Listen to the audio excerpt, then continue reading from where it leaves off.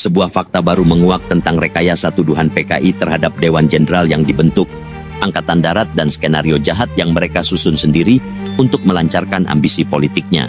Sebuah transkrip percakapan pemimpin RRC Mao Zedong dan Ketua CC PKI DN Aidit saat berkunjung ke Tiongkok jelang peristiwa 1 Oktober diperoleh oleh seorang peneliti sejarah bernama Tao Mo Zhou, seorang asisten profesor dari Nanyang University yang sedang menulis untuk bahan disertasinya di Cornell University. Dokumen tersebut diperoleh dari arsip Kemenlu RRC yang sudah dibuka atau dideklasifikasi. Percakapan ini kemudian dimuat dalam buku karya Tao Mo Zhou berjudul Migration in the Time of Revolution China, Indonesia, and the Cold War, terbitan Cornell University Press tahun 2019.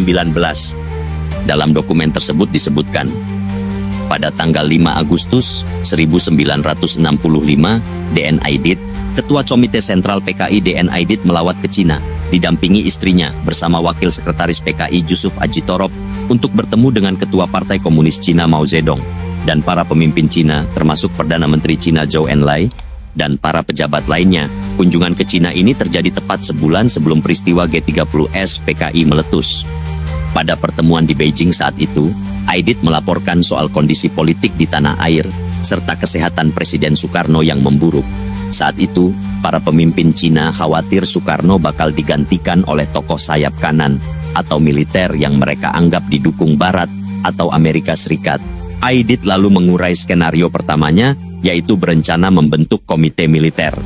Mayoritas komite, katanya, adalah sayap kiri atau komunis, tapi juga harus memasukkan elemen moderat supaya tidak nampak.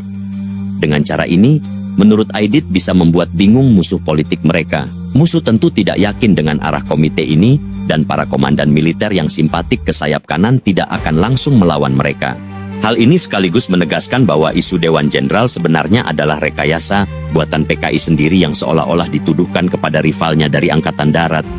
Kemudian Aidit juga mengemukakan bahwa setelah komite militer didirikan, mereka perlu segera mempersenjatai para buruh dan petani. Hal ini sesuai arahan Perdana Menteri Cina Zhou Enlai. Pada bulan April, ketika berkunjung ke Indonesia, Zhou Enlai secara terang-terangan mendesak supaya dibentuk Angkatan Kelima. Dia juga menawarkan bantuan 100.000 senjata ringan jenis Chung kepada Indonesia. Penyokong utama gagasan Angkatan Kelima ini tentu saja adalah Partai Komunis Indonesia atau PKI. Angkatan Kelima dibayangkan akan diisi oleh massa revolusioner, khususnya dari kalangan buruh dan petani. Menurut Victor M. Fick dalam bukunya, Kudeta 1 Oktober 1965, sebuah studi tentang konspirasi yang terbit tahun 2005. Dalam kenyataannya, Angkatan Kelima itu adalah gagasan Ketua CCPKI Aidit yang telah mulai memikirkan masalah itu sejak bulan Januari 1965. Angkatan Kelima dianggap sebagai jalan keluar yang memungkinkan posisi PKI lebih kuat. Dalam buku tulisan Tao Mo Zhou, Tiongkok dan G30S, di buku G30S dan Asia, pada 13 September 1965, Omar Dhani berjumpa atase militer Cina di Jakarta. Ia berharap Angkatan Udara bisa menerima 25.000 pucuk sebagai bagian dari 100.000 pucuk seperti janji Zhou. Ia sekali lagi mengatakan senjata-senjata itu akan digunakan untuk mempersenjatai buruh dan tani di sekitar Pangkalan Udara Halim. Maka pada 16 September 1965, Omar Dhani kembali berangkat ke Cina untuk keperluan tersebut. Namun jadi tidaknya pengiriman puluhan ribu senjata Chung itu, penemuan beberapa pucuk senjata buatan Cina berdampak buruk bagi Angkatan Udara Republik Indonesia atau AURI yang kala itu dipimpin Omar Dhani.